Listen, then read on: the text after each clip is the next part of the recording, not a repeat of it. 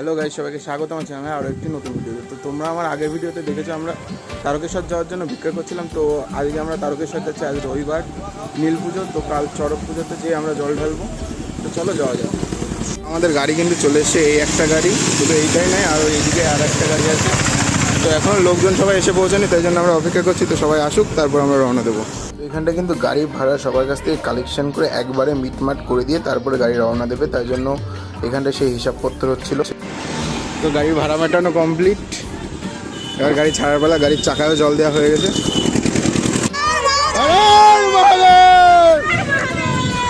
এবার কিন্তু অবশেষে আমাদের গাড়িটা আগে রওনা দিয়ে দিল। তো আমরা এখানটায় এসে আগে আমাদের পাম্পে চলে আসলাম, টালিখোলা পাম্পে। এখানটা থেকে ডিজেল লোড করে তারপরে আমরা একবার রওনা দেবো।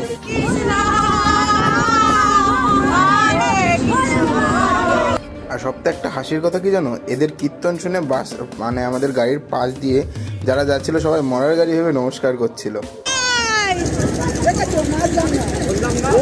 তো এখানটার ব্যাপারটা আমি একটু তোমাদের বলি। তো এই যাওয়ার পথে এখানটায় একটা গঙ্গার ঘাট পড়ে, মানে ব্রিজ। এই ব্রিজ থেকেই সবাই গঙ্গায় মা গঙ্গার নাম করে টাকা ছোড়ে। তো আমরাও সেটাই করলাম। তো আমরা অবশেষে ফাইনালি পৌঁছে গেছি তারকেশ্বর। আর প্রচণ্ড গরম রাস্তা, হাঁটতে অসুবিধা হচ্ছে, ওই জন্য এই ছায়ার দিকটা একটু দাঁড়ালাম।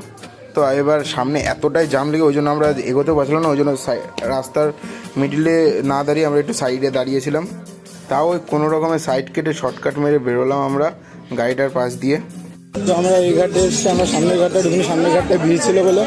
তো ঘাটই কিন্তু সেম, কিন্তু ওই ঘাটটা সামনে পড়ে বলে বেশিরভাগ লোকই ওখানটাই ঢুকে যায়, ওই জন্য এই ঘাটটা একদম ফাঁকা ফাঁকাই থাকে। তারপরে আমরা আবার এই ঘাটটায় এসেছিলাম, এই ঘাটটা একটু পুজো দেবো বলে।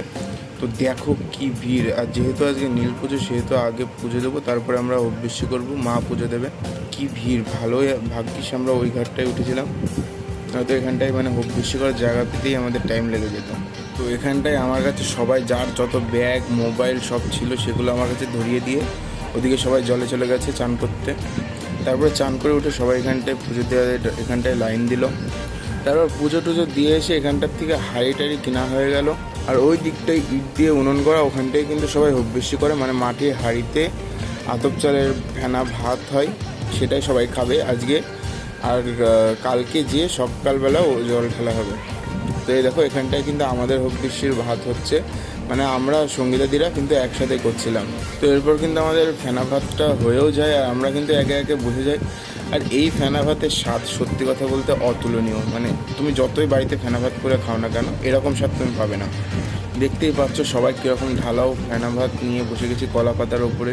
তো আজকের ভিডিওটা এ পর্যন্ত, দেখা হচ্ছে নেক্সট পার্টে, ততক্ষণের জন্য টাটা।